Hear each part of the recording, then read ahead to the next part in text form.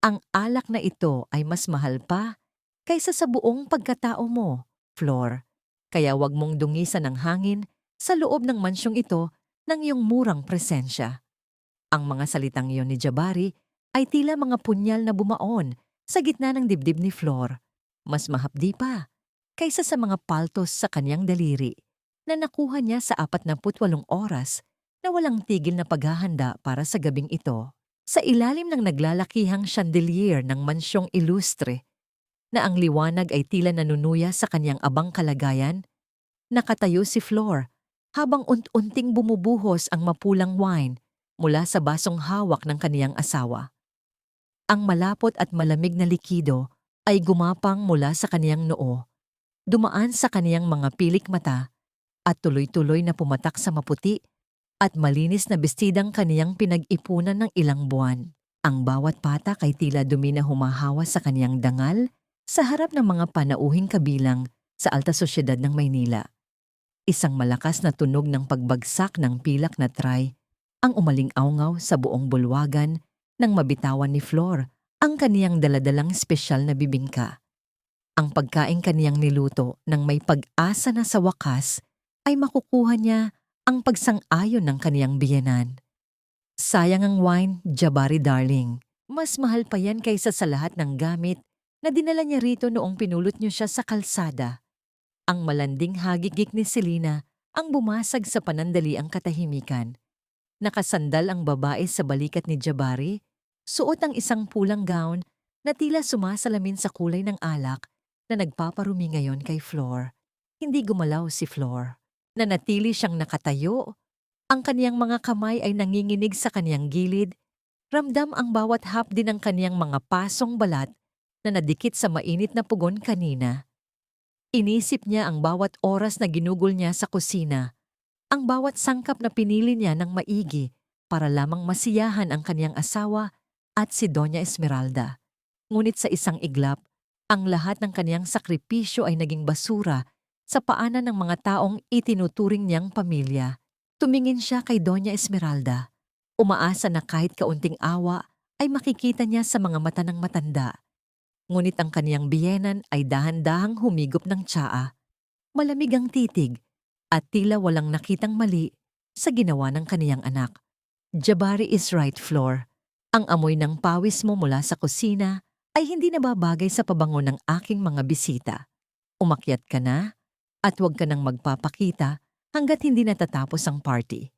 At linisin mo ang kalat na iyan bago ka umalis. Ang lalamunan ni Flor ay tila barado ng tuyong buhangin. Nais niyang sumigaw. Nais niyang itanong kung bakit pagkatapos ng lahat ng kaniyang pagtitiis ay ganito ang kaniyang natatanggap. Ngunit walang boses na lumabas. Ang tanging naramdaman niya ay ang kaniyang sariling puso na tila isang basong kristal na nahulog sa matigas na sahig, nadurog sa libu-libong piraso na hinding-hindi na muling mabubuo. Ang bawat tawanan ng mga tao sa paligid ay tila mga hiyaw ng mga demonyo sa kaniyang pandinig. Dahan-dahan, lumuhod si Flor sa malamig na sahig. Sa gitna ng kahihiyan, sinimulan niyang pulutin ang mga piraso ng bibingka na nagkalat sa mamahaling carpet. Ang kaniyang mga luha, na kanina pa niya pinipigilan, ay sa wakas, ay kumawala at humalo sa mapulang alak na nasa sahig. Don't cry, Flor. It makes you look even more pathetic. Bulong ni Jabari habang nilalagpasan siya. Ang kaniyang sapatos ay bahagyang natapakan ang dulo ng bestida ni Flor. Nag-iiwan ng mantsa ng putik sa puting tela. Habang nakaluhod sa sahig, pinagmasdan ni Flor ang kaniyang refleksyon sa isang maliit na lawa ng alak. Hindi na niya makilala ang babaeng nasa harap niya. Nasaan na ang masayahing anak ng isang artisan? Nasaan na ang babaeng nangarap ng isang masayang tahanan? Sa bawat hapdi ng kaniyang pasong mga kamay na sumasagi sa magaspang na carpet, isang katanungan ang paulit-ulit na bumubulong sa kaniyang isipan. Hanggang kailan mo kayang lunukin ang iyong sariling luha para sa isang pagmamahal na matagal na palang naging lason? Hanggang kailan mo hahayaang tratuhin kanilang isang basahan bago mo maalalang ikaw ay ginto na itinapon lamang sa putikan? Sa gabing ito ng Noche Buena, sa gitna ng karangyaan at kasinungalingan ng mga ilustre, isang bahagi ng puso ni Flor ang tuluyan ng namatay. At sa abo ng kaniyang pagkatao, may isang malamig at matalim na desisyon ang nagsimulang mabuo. Ang pagtitiis ay isang birtud, Flor. Ngunit ang pag-iyak sa harap ng aking mga bisita ay isang kasalanan na hindi ko mapapalampas. Ang tinig ni Doña Esmeralda ay kasing lamig ng hanging pumapasok sa kaniyang silid-aklatan. Bawat salita ay tila isang hagupit ng latigo sa likod ni Flor. Habang ang matanda ay komportableng nakaupo sa kaniyang mamahaling silya na gawa sa narra, si Flor ay nakatayo sa isang sulok, pilit na itinatago ang kaniyang mga kamay sa likod ng kaniyang maruming bestida. Ang hapdi ng kaniyang mga pasong daliri ay tila nakikipag-unahan sa kirot na nararamdaman niya sa kaniyang dibdib. Dahan-dahan, inilabas ni Flor ang isang maliit na mangkok ng maligamgam na tubig at isang puting tela. Sinubukan niyang linisin ang mga bakas ng alak sa kaniyang braso. Ngunit ang bawat dampi ng tela ay nagdudulot ng matinding kuryente ng sakit sa kaniyang balat. Ang tubig sa mangkok ay unti-unting nagkukulay rosas, isang tahimik na saksi sa kaniyang paghihirap. Ang tanging maririnig sa loob ng silid ay ang mabagal na pagpatak ng tubig mula sa basang tela patungo sa mangkok, na lumilikha ng isang malungkot na ritmo sa gitna ng nakabibinging katahimikan. Tingnan mo ako kapag kinakausap kita, utos ng matanda. Napilitang iyangat ni Flor ang kaniyang paningin. Ang kaniyang mga mata ay namumula at pagod, ngunit walang bakas ng pag-aalinlangan sa mukha ni Esmeralda. Huwag mong kalilimutan kung saan ka nanggaling, Flor. Noong mamatay ang iyong ama at maiwan kang nag-iisa sa kalsada, sino ang nagbukas ng pinto? Sino ang nagbayad ng kaniyang libing? Sino ang nagbigay sa iyo ng pagkain sa iyong hapag? Ang bawat tanong ay isang paalala ng utang na loob na tila isang tanikalang nakapulupot sa liig ni Flor, unti-unting sumasakal sa kaniyang bawat hininga. Alam ni Flor ang sagot. Alam niya ang bawat sentimong ginastos ng mga ilustre para sa kanya. Dahil gabi-gabi ay tila isang utang na kailangang bayaran ng kaniyang presensya sa bahay na yon. Opo, madre de familia. Alam ko po ang lahat ng yon. Mahinang tugon ni Flor. Ang kaniyang boses ay halos isang bulong na lamang. Ngunit ang asawa ko po, ang anak niyo. Si Jabari ay isang ilustre, putol ni Esmeralda. Ang kaniyang tinig ay naging matalim. Ang kaniyang mga pagkakamali ay bunga lamang ng kaniyang pagod sa pagpapatakbo ng kumpanya. At ikaw, bilang asawa, ang dapat na nagbibigay sa kaniya ng kapayapaan, hindi ng sakit ng ulo. Kung hindi mo kayang tanggapin ang kaniyang ugali, baka nakalimutan mo na ang utang na loob mo sa pamilyang ito ay mas malaki pa kaysa sa iyong pride. Tumalikod ang matanda. Tanda na tapos na ang usapan. Naiwang mag-isa si Flor sa gitna ng silid. Nakita niya sa isang gilid ang isang basag na figurine ng isang anghel na gawa sa porselana. Isang palamuti na aksidenteng nasagi ni Jabari kanina sa kaniyang galit. Nilapitan ito ni Flor at dahan-dahang pinulot ang mga piraso. Sinubukan niyang pagtagpi-tagpiin ang mga ito, kahit na ang matatalim na gilid ng porselana ay nagsimula ng sumugat sa kaniyang mga daliri. Ang bawat patak ng kaniyang dugo na dumidikit sa puting porselana ay tila isang simbolo ng kaniyang sariling pagkatao. Basag, sugatan, ngunit pilit na bumubuo ng isang bagay na hindi na kailanman magiging buo. Bumalik si Flor sa kanilang silid ni Jabari. Wala ang kaniyang asawa. Marahil ay kasama pa rin si Selena sa kung saan. Sinimulan ni Flor ang paglilinis ng mga kalat na iniwan ni Jabari bago ito umalis para sa party. Habang inaayos niya ang mga unan sa malaking kama, isang matigas na papel ang sumagi sa kaniyang kamay sa ilalim ng kutsyon. Dahan-dahan niya itong hinila. Ang kaniyang puso ay nagsimulang tumibok ng mabilis. Isang kaba na hindi niya maipaliwanag ang bumalot sa kanyang buong katawan. Binuksan niya ang dokumento sa ilalim ng malamlam na liwanag ng lamp sa tabi ng kama. Ang pamagat ng dokumento ay tila isang hatol ng kamatayan. Deed of sale and absolute transfer of rights. Ang kaniyang mga mata ay mabilis na naglakbay sa mga salitang nakasulat sa ibaba. Ang pangalan ng syuong ng kaniyang ama, ang kaisa-isang alaala ng kaniyang pagkabata, ang kaisa-isang lugar kung saan naramdaman niyang siya ay minahal, ay nakalista bilang isang ari-arian na ibinebenta na sa isang hindi kilalang korporasyon. At sa dulo ng papel, nakita niya ang pamilyar na pirma ni Jabari Ilustre, kasama ang pirma ni Doña Esmeralda bilang testigo. Ang papel sa kanyang kamay ay nagsimulang manginig. Ang hangin sa loob ng silid ay tila nawala. Iniwan si Flor na humihingal sa gitna ng kadiliman. Pati ba naman ito? Bulong niya. Ang kaniyang boses ay punong-puno ng pait.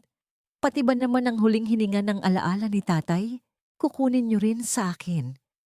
Nakatitig si Flor sa dokumento habang ang isang mainit na luha ay pumatak sa pangalan ng kaniyang ama.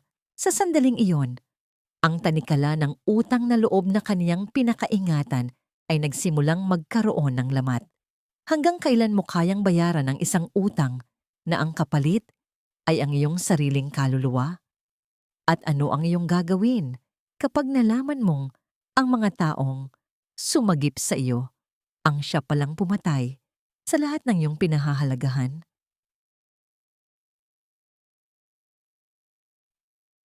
Bakit ka pagising? Hindi ba't sinabi ko nang huwag mo nang hintayin ang pag-uwi ko?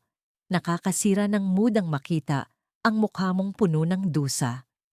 Ang boses ni Jabari ay pumasok sa madilim na silid bago pa man bumukas ang ilaw. Bawat salita ay tila isang malamig na hanging nagdadala ng amoy ng alak at mamahaling pabango, isang pabangong alam ni Flor na hindi sa kanya. Habang dahan-dahang binubuksan ni Jabari ang pinto, si Flor ay nakaupo pa rin sa gilid ng kama. Ang kaniyang mga kamay ay dahan-dahang tinitiklop ang mga bagong lundang polo ng kaniyang asawa. Kahit na ang bawat pagkilos ay nagbibigay ng hapdi sa kaniyang mga pasong daliri, pinilit niyang tapusin ang gawain. Isang tahimik na pagtatangka na ipakita ang kaniyang pagmamahal sa gitna ng kaniyang pagkawasak. Inayos ko lang ang mga gamit mo, Jabari. Akala ko kasi, ang boses ni Flor ay nabasag, tila isang tuyong dahon na natapakan sa kalsada.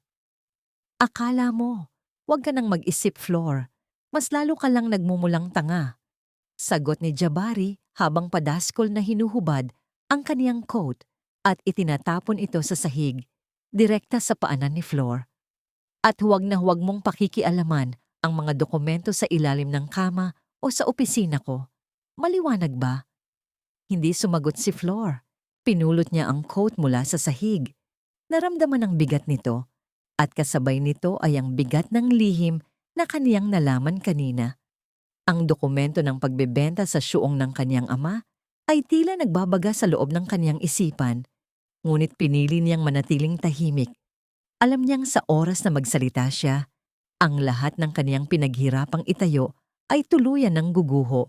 Kinabukasan, sa ilalim ng matinding sikat ng araw na tila nanunuya sa dilim ng kaniyang puso, nagpasya si Flor na pumunta sa kumpanya. Hindi siya nagpakita. Nanatili siya sa isang sulok ng hallway, nagtatago sa likod ng malalaking paso ng halaman.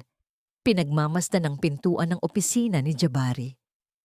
Ang kaniyang puso ay tumitibok ng mabilis, tila isang ibon na pilit kumakawala sa kaniyang dibdib.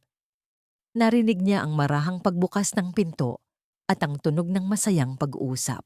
Mula sa kaniyang kinatatayuan, nakita niya si Selena, suot ang isang damit na masyadong marangya para sa isang simpleng araw sa opisina. Ngunit hindi ang damit ang kumuha ng pansin ni Flor, kundi ang bagay na nakapulupot sa leeg ng babae. Isang gintong kuwintas na may pendant na hugis puso, ang kaisa-isang pamana ng ina ni Flor na kinuha ni Jabari sa kanya noong nakaraang buwan para raw linisin at ayusin. Ang bawat hininga ni Flor ay naging matalim. Ang kaniyang mga kamay ay mahigpit na kumapit sa malamig na pader. Ang kaniyang mga kuko ay tila gustong bumaon sa semento. Hindi lang ang kaniyang dangal ang kinuha ng mga ito, kundi pati na rin ang kaniyang mga alaala. Don't worry, Jabari. Kapag nailipat na natin ang lahat ng pondo sa account sa Singapore, wala nang magagawa ang asawa mo. Narinig ni Flor ang boses ni Selena, puno ng tamis na tila lason. Magiging sa atin na ang lahat, pati ang lupang kinalalagyan ng lumang syuong na yon. Napakatanga talaga ni Flor para maniwala na kailangan mong ibenta yon para sa kumpanya. Tumawa si Jabari, isang tunog na tila mga pako na ibinabaon sa kabaong ng kanilang kasal. Si Flor! Hanggat nakatanikala siya sa utang na loob kay Mama, gagawin niya ang lahat ng utos namin. She's too weak to fight back, Selena. She's just a broken piece of wood in my hands. Dahan-dahang umatras si Flor. Ang kaniyang mga hakbang ay walang tunog sa ibabaw ng makinis na sahig. Ang kaniyang mga mata ay nanatiling nakadilat, tila ayaw ng kumurap, para hindi mawala ang imahe ng pagtataksil na nasa harap niya. Ang bawat salitang kaniyang narinig ay tila mga hiwa ng kutsilyo sa kaniyang kaluluwa. Dahan-dahang binabalatan ng kaniyang pagkatao hanggang sa wala nang matira, kundi ang hapdi ng katotohanan.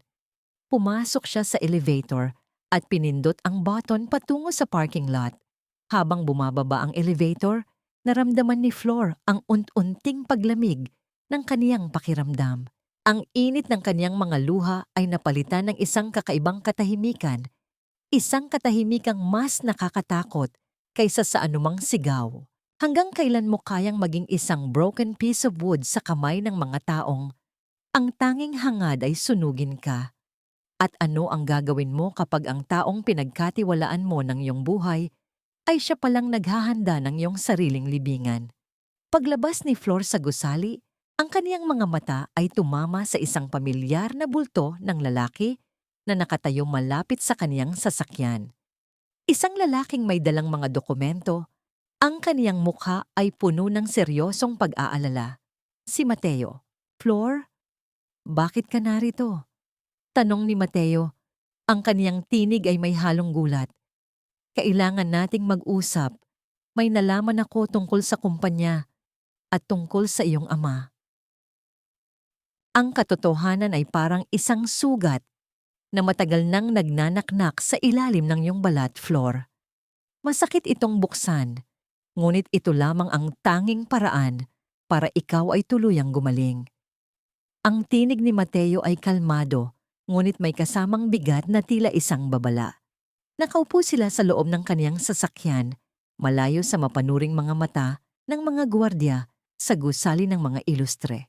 Ang tanging ingay na maririnig ay ang mahinang ugong ng aircon at ang bawat mabigat na paghinga ni Flor na tila sinusubukang kumuha ng lakas mula sa manipis na hangin sa loob ng sasakyan.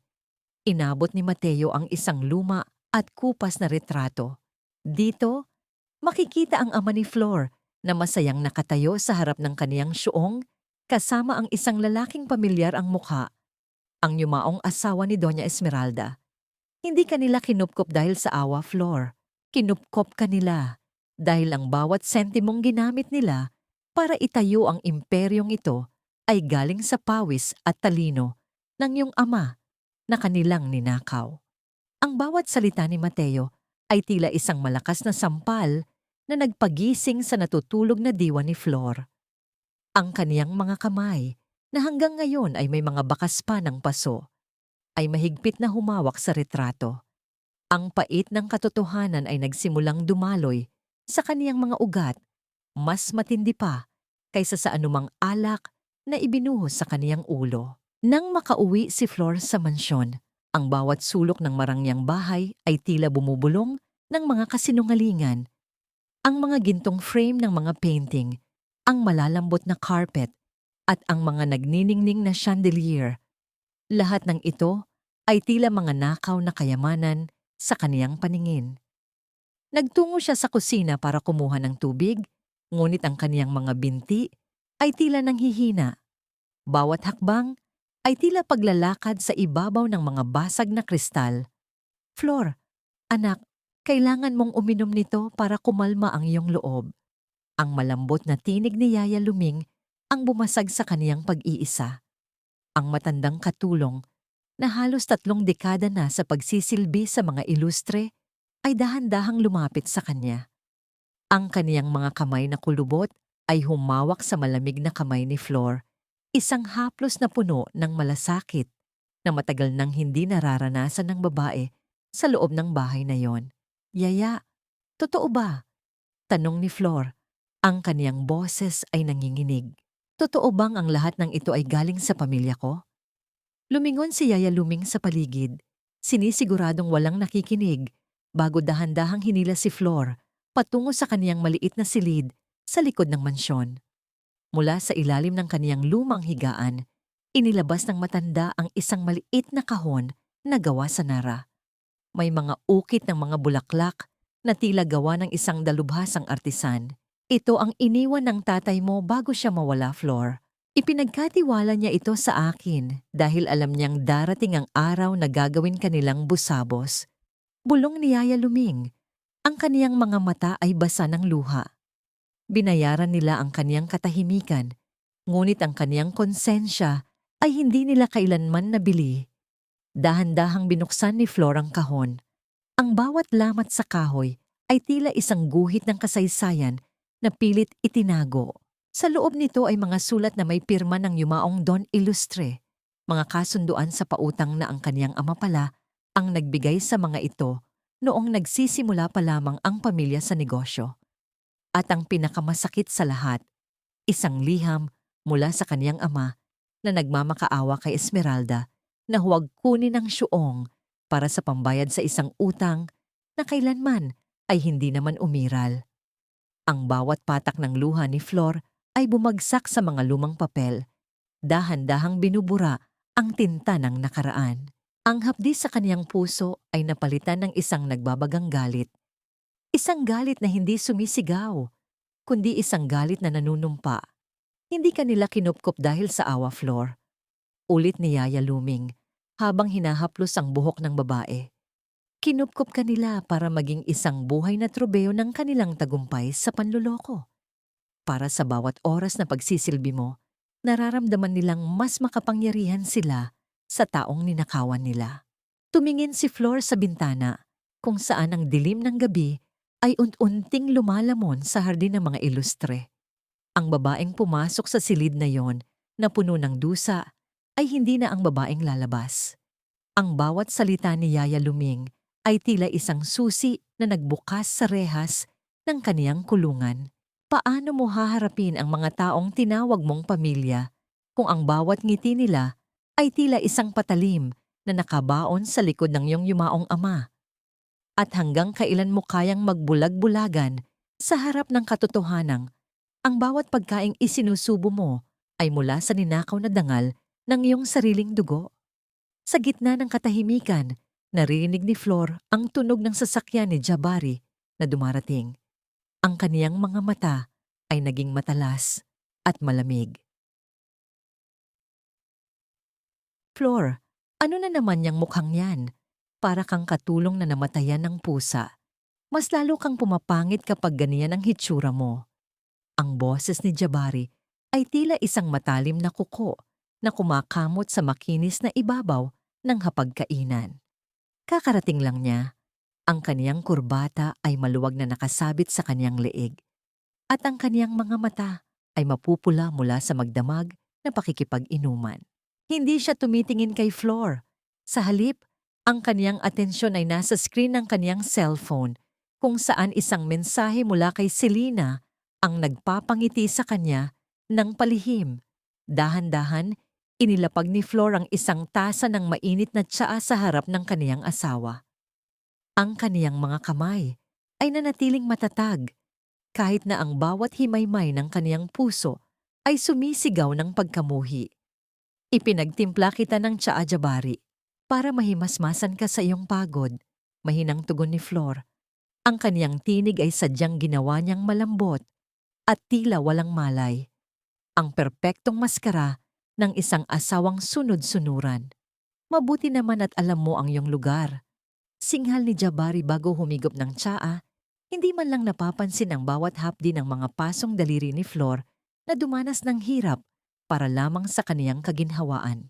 Sadyang kailangan mo talagang matutong maging kapaki-pakinabang sa bahay na ito. Dahil kung hindi dahil kay Mama, matagal na kitang pinalayas. Isang mapait na ngiti ang sumilay sa kaloob-looban ni Flor. Kung alam mo lang, Jabari, bulong niya sa kaniyang isipan habang dahan-dahang pinupunasan ang gilid ng mesa.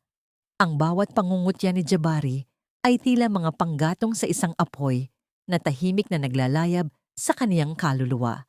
Nang sumapit ang hapon, nagdahilan si Flor na pupunta sa palengke para sa mga kailangan sa hapunan. Ngunit sa halip na sa palengke, nagtungo siya sa isang tago at maliit na cafe sa gilid ng lungsod. Doon, naghihintay si Mateo. Ang kaniyang mukha ay seryoso habang nakatitig sa mga dokumentong nakalatag sa mesa. Salamat sa pagdating, Flor. Bulong ni Mateo nang maupo ang babae sa kaniyang harap. Napansin agad ni Mateo ang mga mantsa ng paso sa mga daliri ni Flor. Dahan-dahang inabot ng lalaki ang isang maliit na tube ng ointment. Gamitin mo ito. Huwag mong pabayaan ang sarili mo. Kahit sa maliliit na sugat, mahina niyang sabi. Ang simpleng malasakit ni Mateo ay tila isang banayad na init sa gitna ng malamig na mundong kinagagalawan ni Flor. Bahagya siyang ngumiti kahit nananatiling mabigat ang kanyang mga mata. Salamat, Mateo. Pero mas mahalaga ang mga papeles. Ano ang nakita mo?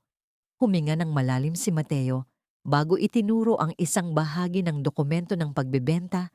Ang kanyang ekspresyon ay naging seryoso. Tingnan mo ito. Mahinahon niyang sabi na tila may mahalagang detalye na unti-unti nang lumilitaw. Tingnan mong maigi ang pirma ng iyong ama sa deed of sale na ito, Flor. At ikumpara mo sa mga sulat na ibinigay sa iyo ni Yaya Luming.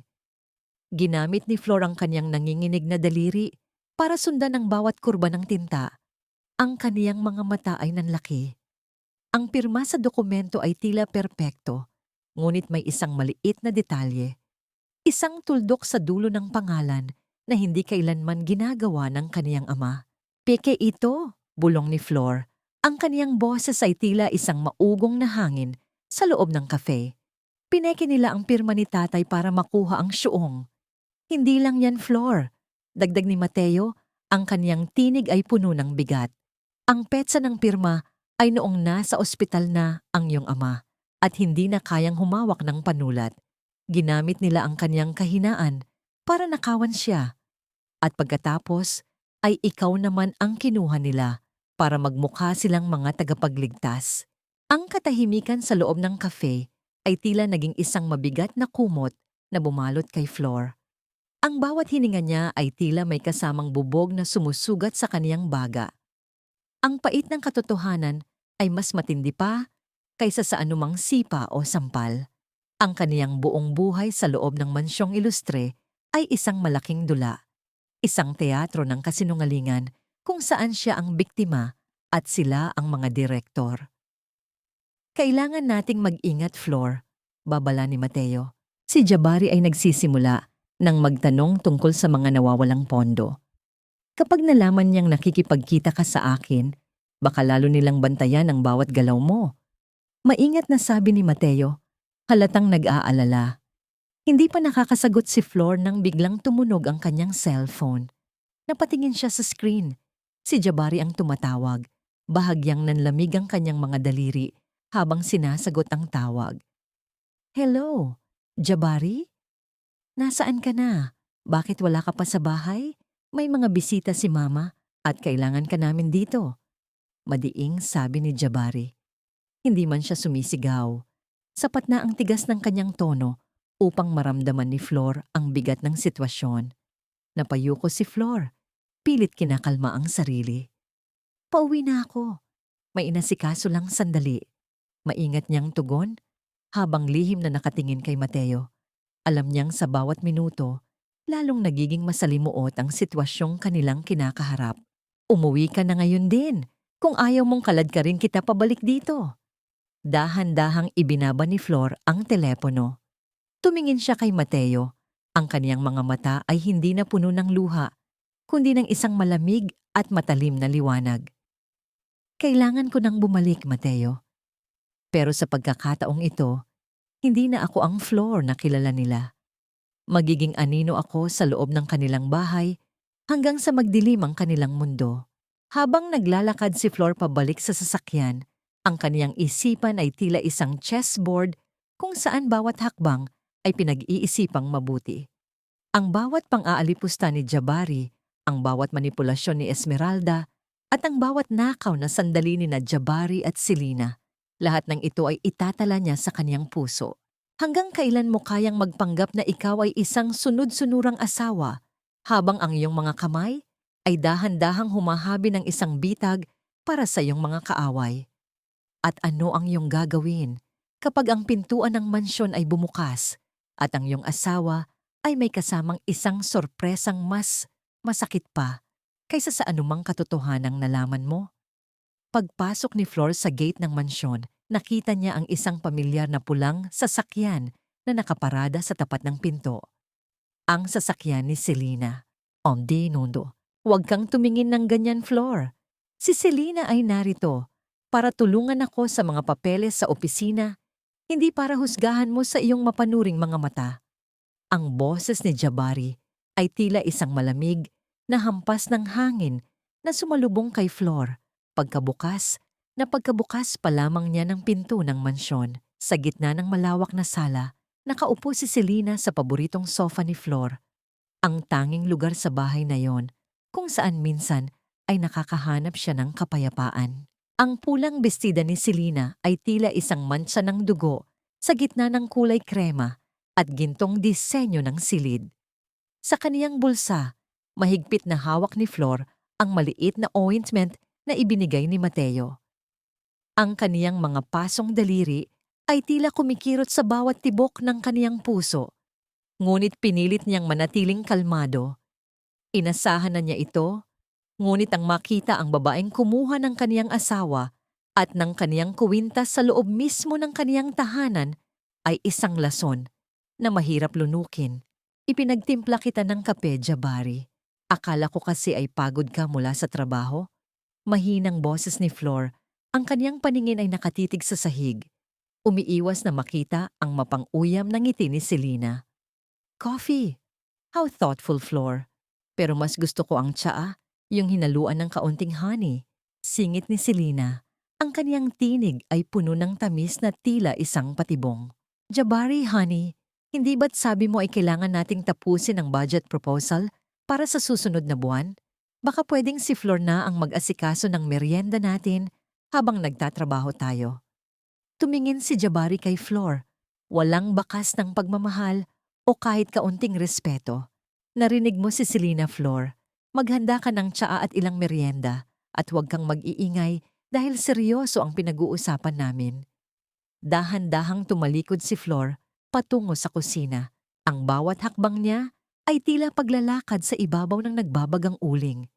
Sa loob ng kusina, habang naglalaga siya ng tubig, ang usok mula sa takure ay tila bumabalot sa kaniyang buong pagkatao. Ang bawat galaw niya sa pagkuha ng mga tasa at platito ay tila isang ritual ng pagpapakumbaba, isang sakripisyong kailangan niyang gawin para sa kaniyang mas malaking plano. Dito sa gitna ng bango ng tsaa, isang golden moment ang dumaan sa kaniyang isipan.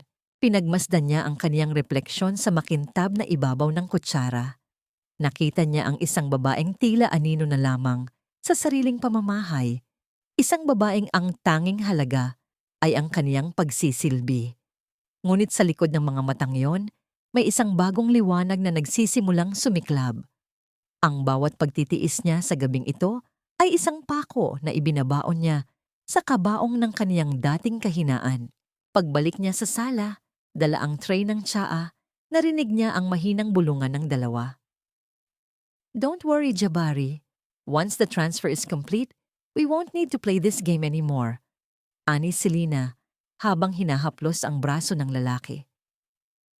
Alam ko, Kaunting tiis na lang, Selena. Kailangan lang nating masigurado na hindi makakahalata si Mama at lalong-lalo na si Flor. Tugon ni Jabari bago kinuha ang tasa mula sa tray na inilapag ni Flor sa harap nila. Hindi man lamang siya nagpasalamat. Flor, bago ka umakyat, may sasabihin sana kami ni Jabari sa iyo. Biglang sabi ni Selena, ang kanyang mukha ay nagkaroon ng isang kakaibang ekspresyon. Isang halo ng kaba at tagumpay. Huminto si Flor. Ang kaniyang likod ay nanigas. Ano po iyon? Tumingin si Selena kay Jabari, tila humihingi ng pahintulot. Tumango si Jabari. Ang kaniyang mukha ay tila nagkaroon ng isang bigat na hindi maipaliwanag. Inabot ni Selena ang kamay ni Jabari at dahan-dahang inilagay ang kaniyang kabilang kamay sa kaniyang sariling tiyan. Magkakaroon na kami ng anak, Flor. Buntis ako. Ang boses ni Selena ay tila isang kulog na yumanig sa buong mundo ni Flor. Kaya sana, maintindihan mo kung bakit mas madalas na ako rito sa mansyon mula ngayon. Kailangan ng anak ni Jabari ang kalinga ng kaniyang ama at ang marangyang buhay na nararapat para sa isang ilustre. Ang mga salitang iyon ay tila mga bubog na pumasok sa pandinig ni Flor at direktang sumugat sa kaniyang puso. Ang kaniyang mga kamay ay mahigpit na kumapit sa tray na kaniyang hawak. Ang kaniyang mga kuko ay tila gustong bumaon sa kahoy nito. Ang hangin sa loob ng sala ay tila nawala. Iniwan si Flor na humihingal sa gitna ng kaniyang sariling pagkawasak.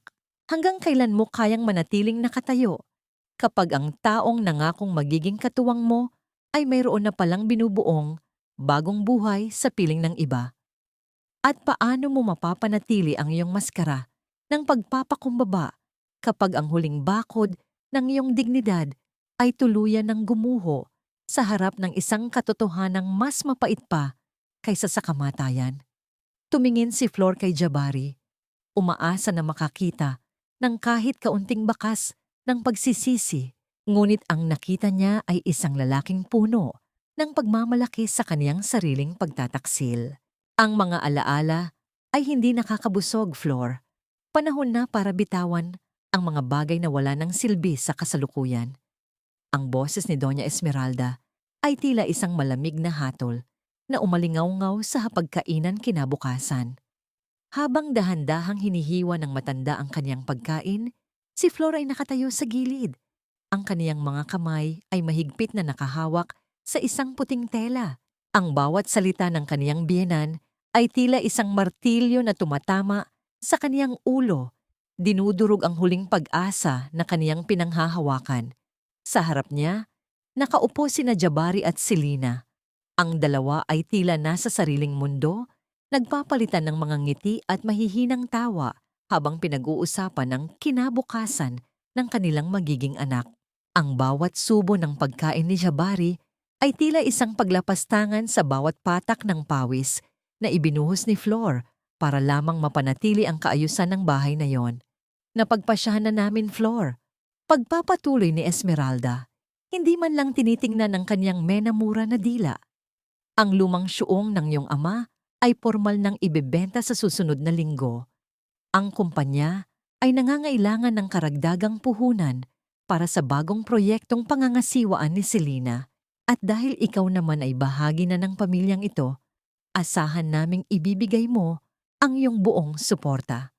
Ang hangin sa loob ng silid ay tila naging yelo.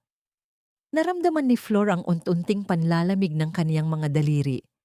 Ang kaniyang mga pasong balat ay tila hindi na kumikirot dahil sa mas matinding sakit na nararamdaman niya sa kaniyang kaluluwa.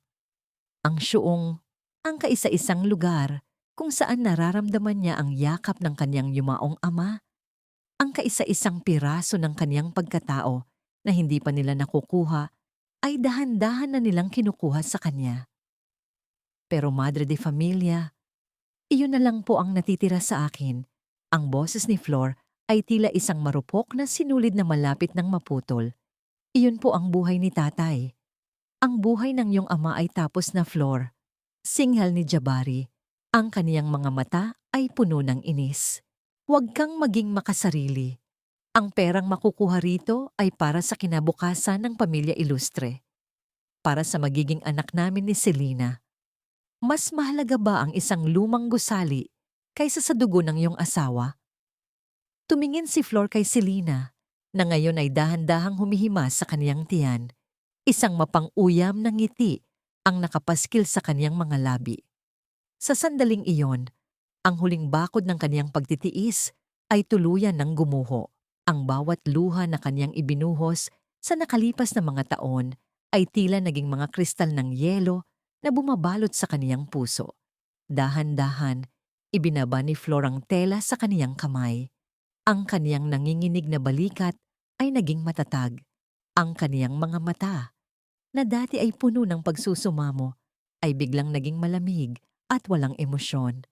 Tila isang piraso ng matigas na kahoy na dumaan sa apoy at naging uling. Isang golden moment ang namayani sa katahimikan. Pinagmasdan ni Flor ang bawat isa sa kanila. Ang kaniyang biyenang mapagmataas, ang kaniyang asawang taksil, at ang babaeng umagaw sa kaniyang dangal.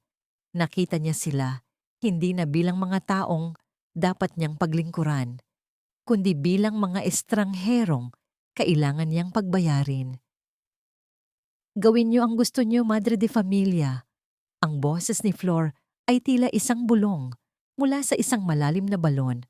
Walang emosyon, walang pait, tanging isang nakakakilabot na katahimikan. Nagulat ang tatlo sa kanyang naging tugon. Ang inaasahan nilang pag-iyak at pagmamakaawa ay napalitan ng isang pagsang-ayon na tila may dalang panganib. Mabuti naman at natauhan ka na, sabi ni Esmeralda, bagaman may bahid ng pagtataka sa kanyang tinig. Opo, natauhan na po ako, ulit ni Flor. Ang kanyang mga mata ay diretso sa kanyang biyenan. Dahil sa wakas, nakikita ko na ang tunay na halaga ng bawat isa sa inyo. Tumalikod si Flor at dahan-dahang naglakad palabas ng silid. Ang bawat hakbang niya sa ibabaw ng carpet ay tila isang pagmartsa patungo sa isang bagong yugto ng kaniyang buhay. Hindi na siya ang Flor na luluhod para pulutin ang mga basag na porselana. Siya na ngayon ang Flor na magluluto ng kaniyang sariling tadhana. Pumasok siya sa kaniyang silid at sinarado ang pinto ng walang tunog. Lumapit siya sa salamin at tiningnan ang kaniyang sarili. Wala ng luha, wala ng dusa, tanging isang babaeng handang sumabog sa gitna ng katahimikan. Hanggang kailan mo kayang magpanggap na ikaw ay sunod-sunuran habang ang iyong mga kamay ay dahan-dahan ng humahabi ng isang bitag para sa iyong mga kaaway? At ano ang iyong gagawin kapag ang tanging alaala ng iyong ama ay tuluyan ng mawawala sa iyong mga kamay? Kinuha ni Flor ang kaniyang cellphone at pinindot ang numero ni Mateo. Mateo, ituloy na natin. Wala na akong dahilan para magtiis pa.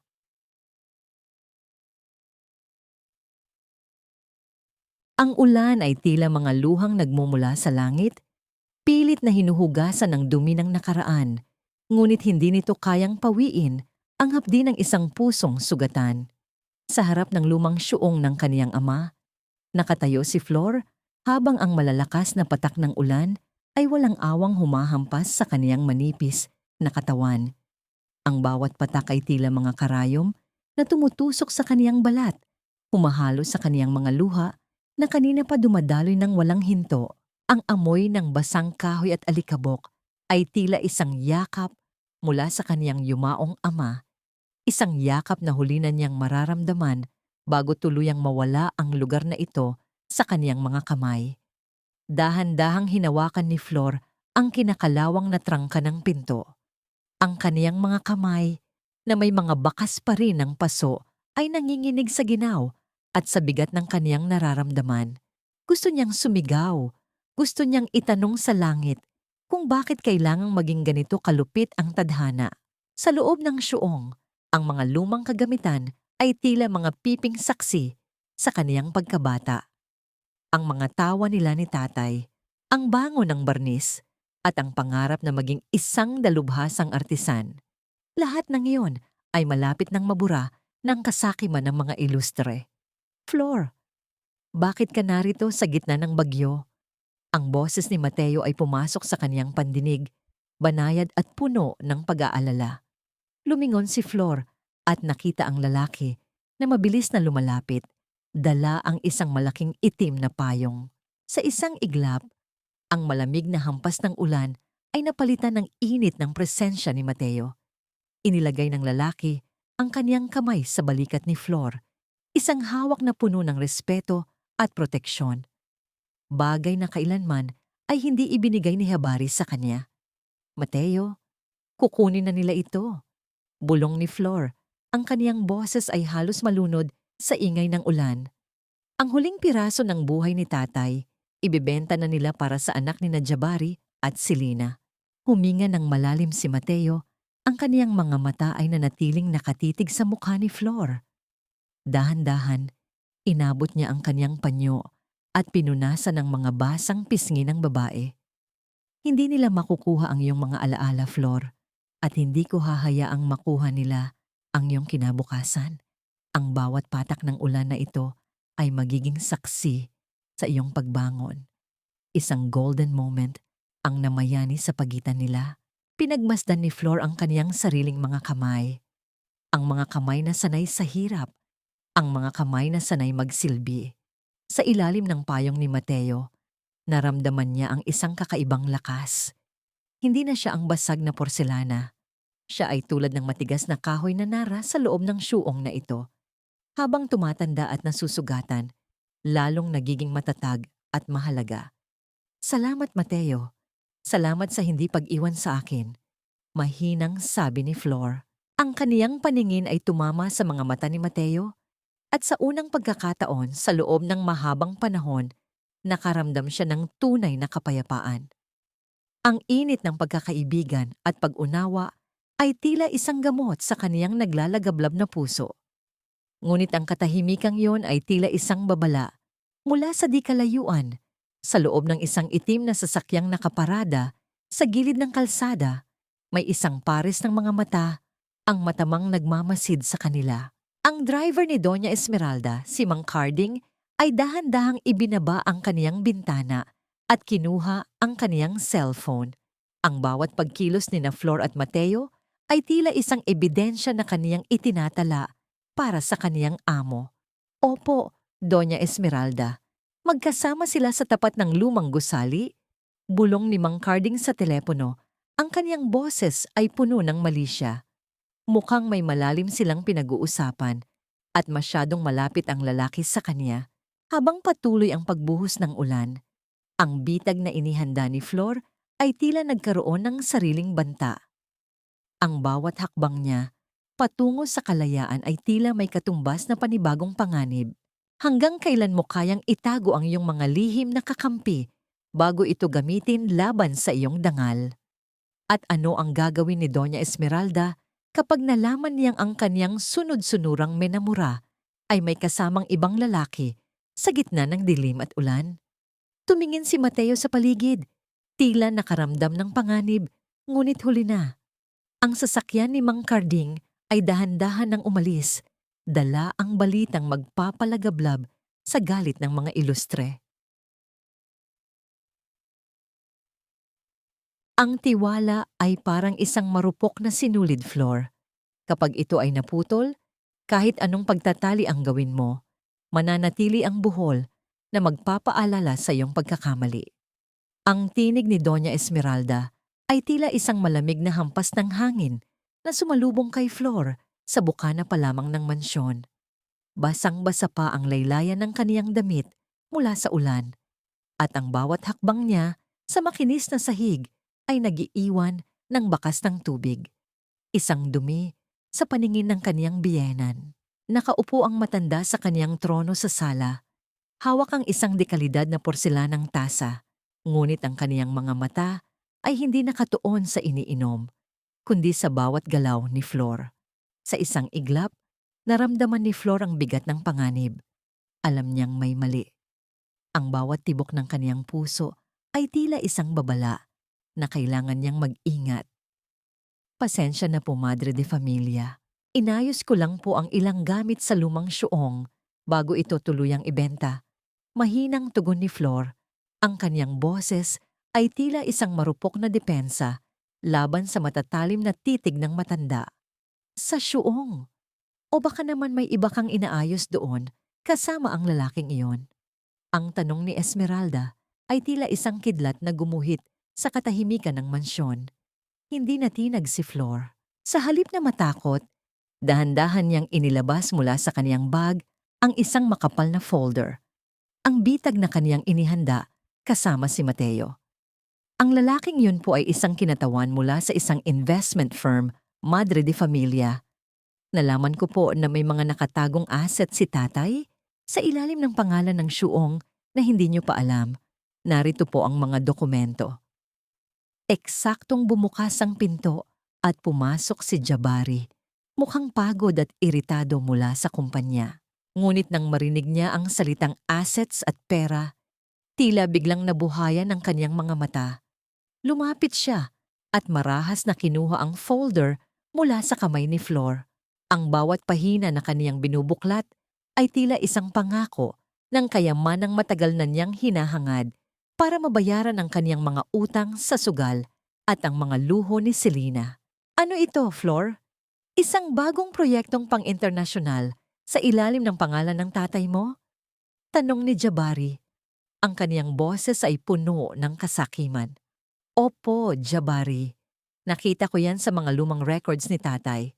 Kung pipirmahan niyo ang mga papeles na ito para sa mabilisang investment, baka higit pa sa presyo ng syuong ang makuha niyo.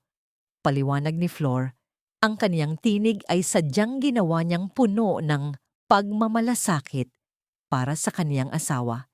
Ang bawat salita niya ay tila isang matamis na lason na dahan-dahang kinakain ang katinoan ni Jabari.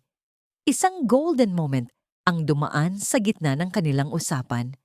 Pinagmasdan ni Flor ang kanyang asawa habang mabilis itong naghahanap ng panulat. Nakita niya ang isang lalaking bulag sa kaniyang sariling kasakiman.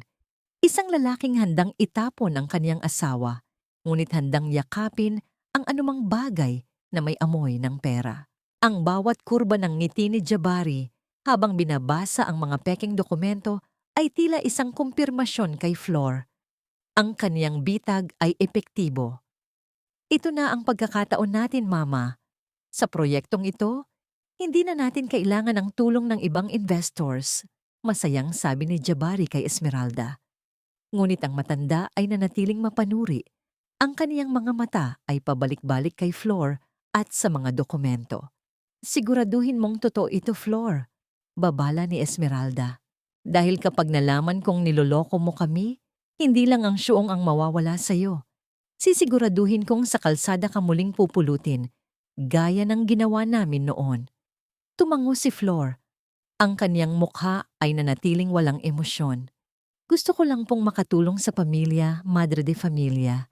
Pagkatapos ng lahat ng ginawa niyo para sa akin, ito lang ang paraan para makabawi ako.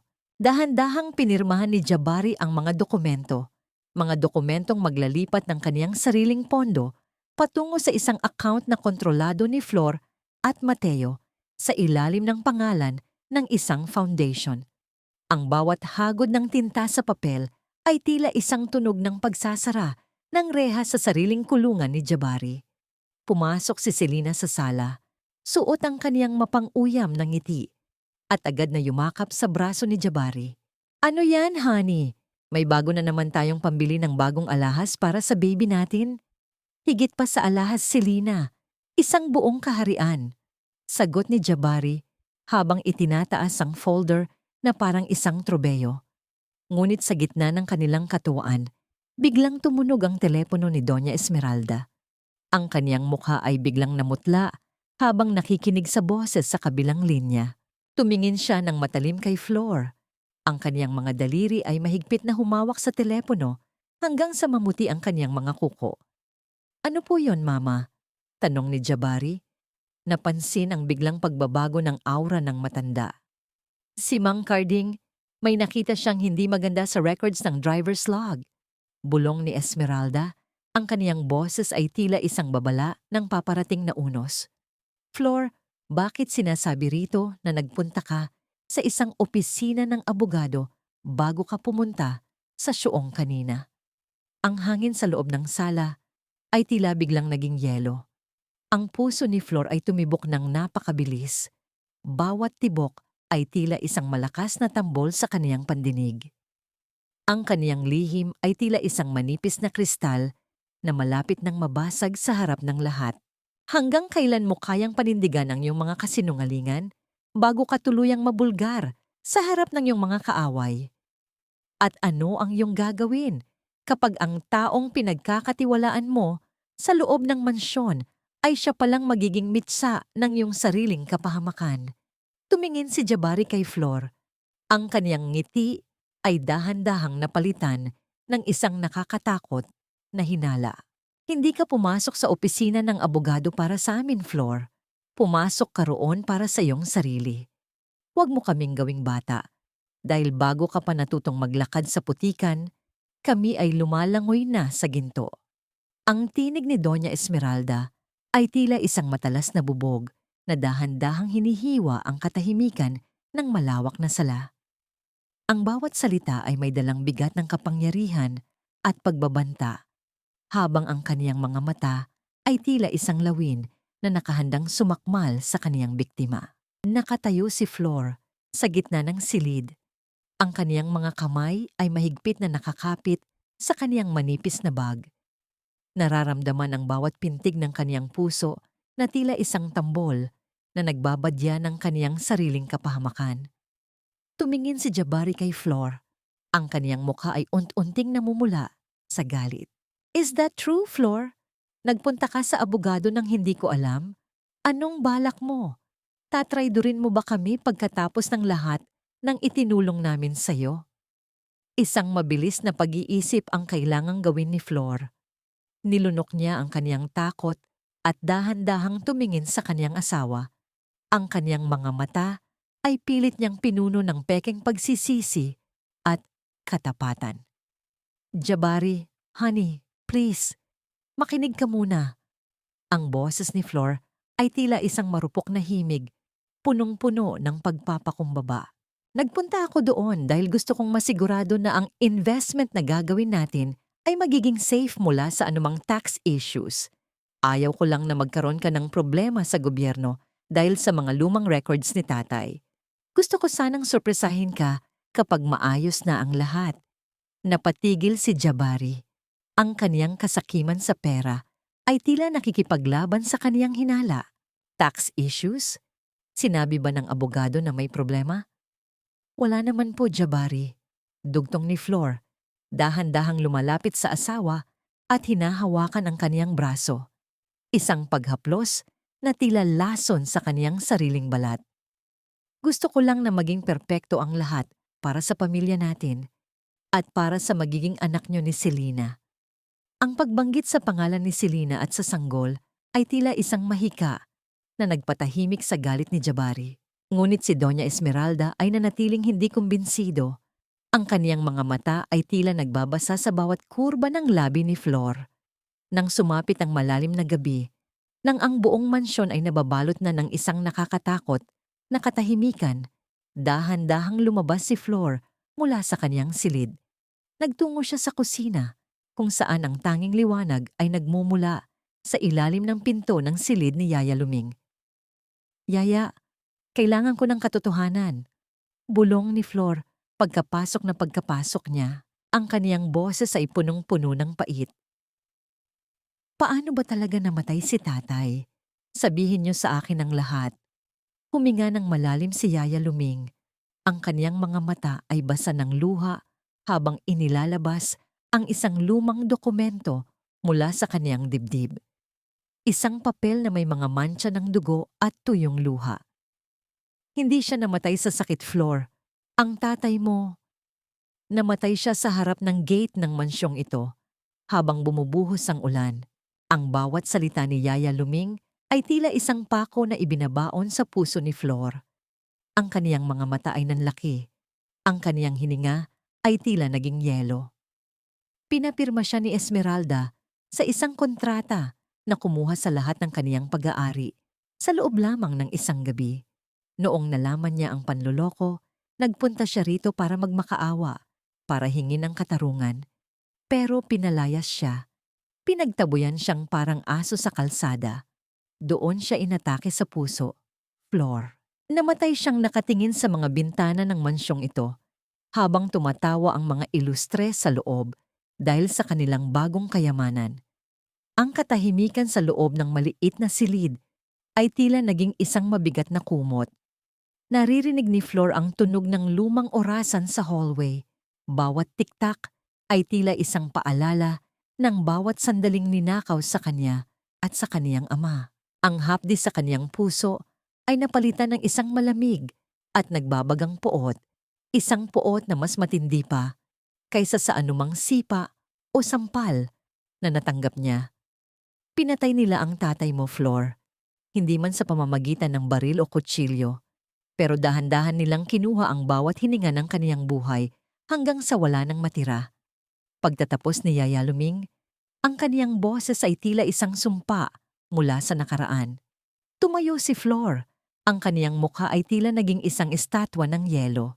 Ang bawat alaala ng kaniyang ama, ang kaniyang mga tawa, ang kaniyang mga yakap, ay tila sumigaw ng katarungan sa loob ng kaniyang isipan. Ang mansyong ito ay hindi na isang tahanan. Ito ay isang libingan na kailangang gibain. Hanggang kailan mo kayang itago ang apoy ng paghihiganti sa ilalim ng iyong maskara ng pagpapasakop?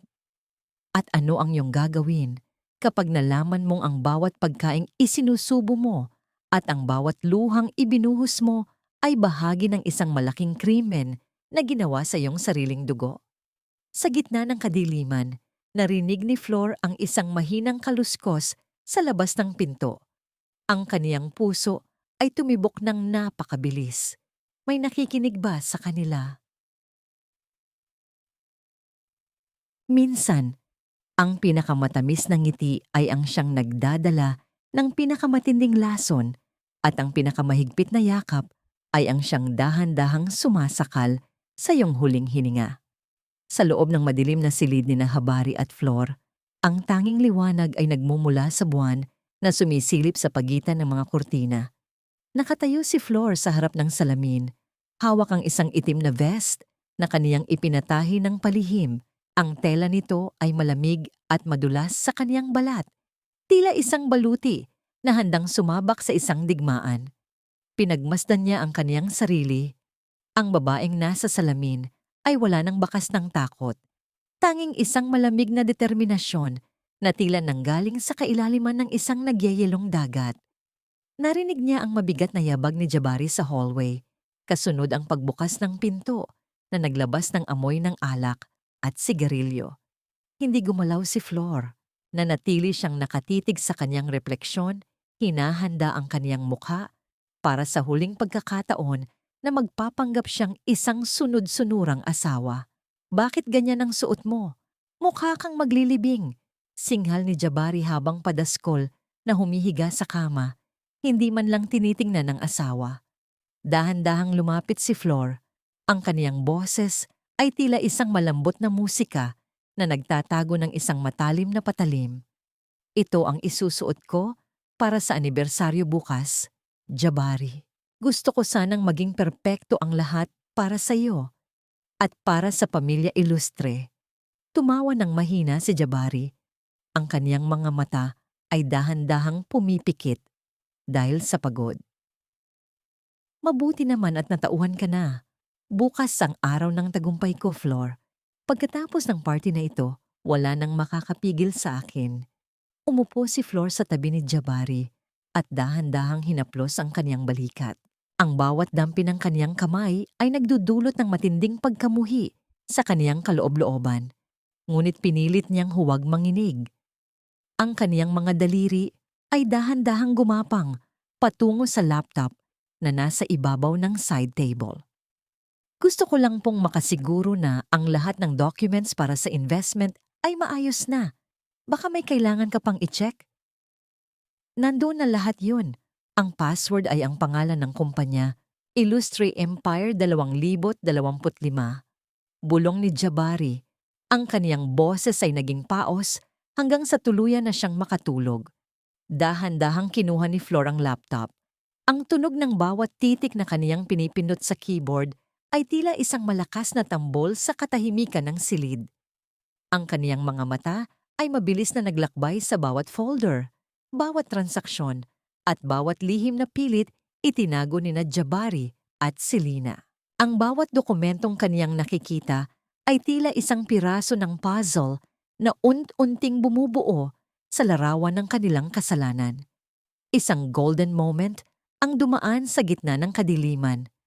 Habang nagda-download ang mga file patungo sa kaniyang sariling drive, napatingin si Flor sa kaniyang kasal na singsing. Dahan-dahan niya itong hinubad mula sa kaniyang daliri. Ang singsing na dating simbolo ng kaniyang pangarap ay tila naging isang mabigat na tanikala na sa wakas ay kaniyang nabitawan. Inilapag niya ito sa ibabaw ng mesa nang walang tunog, isang tahimik na pamamaalam sa kaniyang nakaraan. Nang matapos ang lahat, dahan-dahang isinara ni Flor ang laptop. Tumingin siya sa bintana, kung saan ang madaling araw ay unti-unti nang sumisilip. Ang gabi bago ang anibersaryo ay tila ang huling sayaw bago ang pagsiklab ng isang malakas na unos.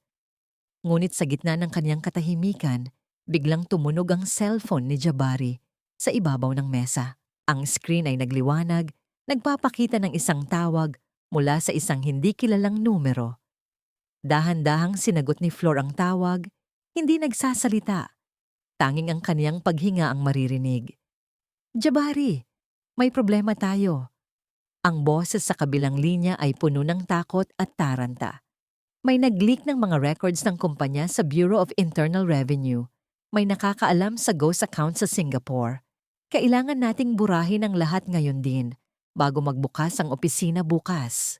Naramdaman ni Flor ang unting panlalamig ng kaniyang mga kamay. Ang kaniyang puso ay tumibok ng napakabilis. Hindi pa bukas ang party, ngunit ang unos ay nagsisimula na palang humagupit. Hanggang kailan mo kayang itago ang iyong mga hakbang bago ka maunahan ng iyong sariling mga kaaway? At ano ang iyong gagawin kapag ang taong pinagkakatiwalaan mo ay mayroon na palang ibang plano na hindi mo inaasahan? Tumingin si Flor kay Jabari na ngayon ay nagsisimula nang gumalaw mula sa pagkakatulog dahil sa ingay ng telepono. Ang bawat kasinungalingan ay may katumbas na kabayaran, Jabari. At ngayong gabi, ang sisingilin ko ay hindi lang ang aking luha, kundi ang bawat hininga ng aking ama na inyong ninakaw. Ang bulong na iyon sa kaniyang isipan ay tila isang sumpa habang dahan-dahang naglalakad si Flor sa gitna ng malawak na ballroom ng Grand Hotel. Ang bawat hakbang niya sa ibabaw ng makintab na sahig ay nagbibigay ng tunog ng awtoridad, malayo sa mahinang yabag ng isang takot na asawa. Suot niya ang kaniyang itim na vest na tila isang baluti. Ang kaniyang buhok ay maayos na nakapusod, at ang kaniyang mga mata ay nagniningning sa ilalim ng mga dambuhalang chandelier, hindi dahil sa luha, kundi dahil sa isang apoy na matagal nang naghihintay na sumiklab. Sa entablado, nakatayo si Jabari kasama si Selena. Ang lalaki ay puno ng pagmamalaki habang hawak ang mikropono. Ipinapakita sa lahat ng mga maimpluwensyang tao sa Maynila ang kinabukasan ng Ilustre Empire. Ang bawat tawa ni Selena ay tila isang pang-uuyam sa lahat ng mga sakripisyo ni Flor, habang ang kaniyang kamay ay hindi bumibitaw sa braso ni Jabari. Tila ipinaglalandakan ang kaniyang tagumpay bilang bagong reyna ng mansyon. Ladies and gentlemen, tonight we celebrate more than just an anniversary. We celebrate a new beginning. Ang masayang sigaw ni Jabari na sinundan ng masigabong palakpakan. Sa tulong ng aming bagong investor, ang Ilustre Empire ay magiging mas malakas pa kaysa sa dati. Panoorin natin ang presentasyon ng ating bagong proyekto. Namayani ang isang panandaliang katahimikan habang dahan-dahang bumababa ang malaking screen sa likod nila. Inasahan ng lahat ang mga imahe ng mga bagong gusali at matatayog na pangarap. Ngunit sa halip na mga arkitektura, isang malabong video ang biglang lumitaw. Isang lihim na kuha sa loob ng isang madilim na opisina. Anong ginagawa nyo? Patayin nyo yan. Ang boses ni Jabari ay biglang nagbago mula sa pagiging mapagmataas tungo sa isang matinding kaba na tila isang hayop na nababitag, ngunit walang nakinig. Ang buong ballroom ay nabalot ng isang nakabibinging katahimikan habang umaalingaw-ngaw ang boses ni Selena mula sa mga dambuhalang speaker. Don't worry, Jabari. Once the transfer is complete, we won't need to play this game anymore. Napakatanga talaga ni Flor para maniwala na kailangan mong ibenta ang syuong para sa kumpanya. Kasunod nito ay ang mga dokumentong may mga pulang marka, ang mga ebidensya ng huwad na pirma ng ama ni Flor, ang mga ghost account sa Singapore, at ang mga transaksyong nagpapatunay ng kanilang malaking panloloko sa kumpanya. Ang bawat pahina na lumalabas sa screen ay tila isang malakas na sampal sa mukha ni Doña Esmeralda, na ngayon ay nakatayo sa harapang lamesa. Ang kaniyang mukha ay tila naging isang puting papel sa tindi ng gulat at kahihiyan. Isang golden moment ang namayani sa gitna ng kaguluhan. Dahan-dahang lumakad si Flor patungo sa entablado. Ang mga tao ay nagbigay daan para sa kanya. Ang kanilang mga bulungan ay tila isang hangin na nagtutulak sa kanya paitaas. Nang makarating siya sa harap ni Jabari, hindi siya sumigaw, hindi siya umiyak. Sa halip, kinuha niya ang mikropono mula sa nanginginig na kamay ng kaniyang asawa. Ang mga ilustre ay palaging nagsasabi tungkol sa utang na loob. Ang boses ni Flor ay malinaw at matatag, tila isang kampana na nagigising sa natututulog na katarungan. Ngayong gabi, tinatapos ko na ang aking utang, hindi dahil sa nabayaran ko na ang inyong awa, kundi dahil nalaman ko na ang lahat ng mayroon kayo ay ninakaw nyo mula sa taong pinakamahalaga sa akin. Tumingin si Flor kay Doña Esmeralda, na ngayon ay nangangatog ang mga labi. Madre de Familia, ang bawat sentimong ginastos nyo para sa aking pagkain ay galing sa dugo ng aking ama. Ang bawat alahas na suot ni Selena ay mula sa pawis ng taong pinagtabuyan nyo sa kalsada. Sino ngayon ang tunay na may utang na loob? Ang mga bulungan sa paligid ay naging isang malakas na hiyaw ng paghatol. Nakita ni Flor ang mukha ni Jabari na dahan-dahang naguguho. Ang kaniyang imperyo ay tila isang kastilyong buhangin na tinangay ng isang malakas na alon. Ang takot sa kaniyang mga mata ay ang pinakamasarap na paghihiganting nakita ni Flor sa loob ng mahabang panahon. Biglang bumukas ang malalaking pinto ng ballroom. Ang tunog ng mga yabag ng maraming tao ay dahan-dahang lumapit. Isang pangkat ng mga lalaking nakauniporme na may dalang mga opisyal na dokumento at posas ang pumasok sa loob. Ang bawat hakbang nila sa carpet ay tila isang tunog ng paparating na hatol. Jabari Ilustre, Selena Valderrama. Ang boses ng opisyal ay malakas at walang alinlangan. Kayo ay nasa ilalim ng aresto para sa kasong estafa, falsification of documents, at tax evasion. Ang bawat tao sa ballroom ay mabilis na kumuha ng kanilang mga cellphone. Bawat flash ng kamera ay tila isang kidlat na naglalantad sa kahihiyan ng mga ilustre. Sinubukan ni Jabari na tumakas, ngunit agad siyang napalibutan. Si Selena naman ay nagsimulang sumigaw at umiyak, pilit na itinatanggi ang lahat, ngunit ang mga ebidensya sa screen ay hindi nagsisinungaling. Habang kinakaladkad palabas ang kanyang asawa, tumingin si Jabari kay Flor nang may matinding galit at pagsusumamo. "Flor, tulungan mo ako. Asawa mo ako." Tumingin si Flor sa kanya, isang huling tingin na puno ng katahimikan. "Ang asawa mo ay matagal mo nang pinatay sa loob ng mansyon mo, Jabari. Ang kaharap mo ngayon ay ang anak ng taong pinatay niyo sa kalsada." Ngunit sa gitna ng katuwaan ng katarungan, isang malakas na tunog ng pagbagsak ang narinig sa paanan ng entablado. Si Doña Esmeralda ay bumagsak sa sahig. Ang kaniyang kamay ay mahigpit na nakahawak sa kaniyang dibdib, habang ang kaniyang mga mata ay nakatingin kay Flor nang may isang ekspresyong hindi maipaliwanag. "Hanggang kailan mo kayang panoorin ang pagguho ng mga taong nagpahirap sa iyo bago mo maramdaman ang bigat ng kanilang pagbagsak? At ano ang gagawin ni Flor kapag ang kaniyang minimiting kalayaan ay may kasamang isang huling trahedya na hindi niya inaasahan. Lumingon si Flor kay Mateo, na ngayon ay nakatayo sa gilid ng entablado. Ang kaniyang mukha ay puno ng tagumpay, ngunit may kasamang pangamba. Ang gabi ng paghuhukom ay hindi pa tapos. Ang katahimikan, pagkatapos ng isang malakas na unos, ay mas nakakatakot kaysa sa mismong bagyo. Dahil sa bawat saglit ng katahimikang yon, doon mo lamang mararamdaman ang bigat ng mga guhong kailangan mong ayusin. Sa labas ng ballroom, ang malamig na hangin ng madaling araw ay humahalik sa basang pisngi ni Flor. Nakatayo siya sa gilid ng kalsada, pinagmamasdan ng bawat sasakyan ng pulis na lumalayo. Dala ang mga taong naging anino ng kaniyang bangungot sa loob ng maraming taon. Ang tunog ng mga sirena ay dahan-dahang naglalaho sa kabilang kalsada na nag-iiwan ng isang uri ng katahimikang hindi niya naramdaman noon. Isang katahimikang hindi puno ng takot, kundi ng isang hiningang malaya. Nararamdaman ni Flor ang panginginig ng kaniyang mga binti. Ang lakas na kaniyang hinira mula sa kaniyang galit ay tila dahan-dahan ng nauubos. Inilapat niya ang kaniyang palad sa pader ng hotel. Ramdam ang lamig ng semento na tila nagpapaalala sa kanya na siya ay gising na mula sa isang mahabang panaginip. Flor, uminom ka muna nito. Kailangan mong magpalakas. Ang boses ni Mateo ay tila isang mainit na haplos sa kaniyang pandinig. Inabutan siya ng lalaki ng isang bote ng tubig. Ang kaniyang mga mata ay puno ng paghanga at pag-aalala.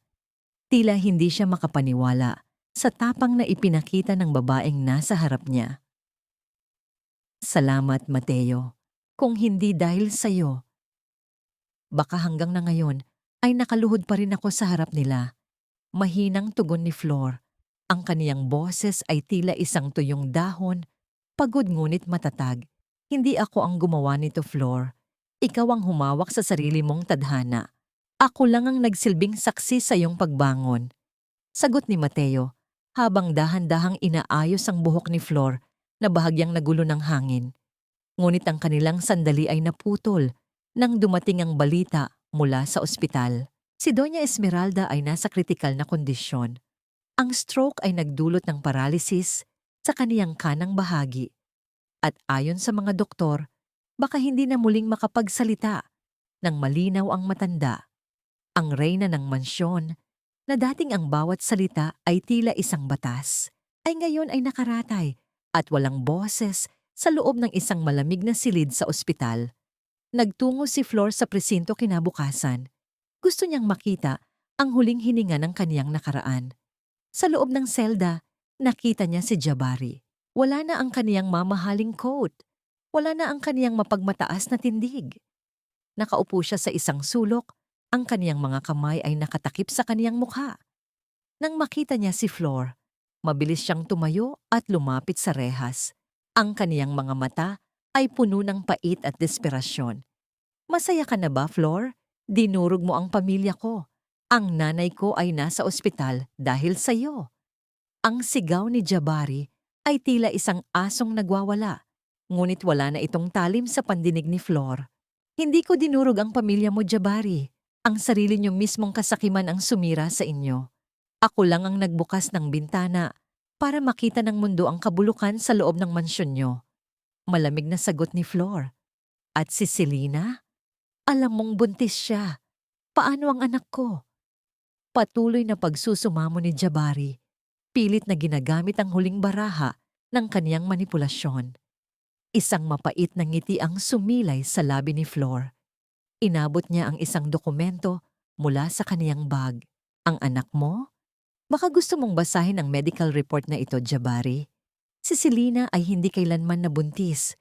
Ginamit niya lang ang kasinungalingang yon para makuha ang tiwala mo at ni Doña Esmeralda. Sa oras na malipat ang pondo sa kanya, iiwan ka rin niya, tulad ng ginawa mo sa akin. Nabitawan ni Jabari ang rehas. Ang kaniyang mukha ay tila naging isang statwa ng yelo. Ang katotohanang siya ay nalinlang ng babaeng pinili niya kaysa sa kaniyang asawa ay tila isang huling dagok na tuluyang dumurol sa kaniyang pagkatao. Isang golden moment Ang namayani sa gitna ng madilim na presinto. Pinagmasdan ni Flor ang lalaking dating iniibig niya ng buong puso. Nakita niya ang isang taong walang laman, isang taong ang tanging halaga ay ang kaniyang apelyido at kayamanan.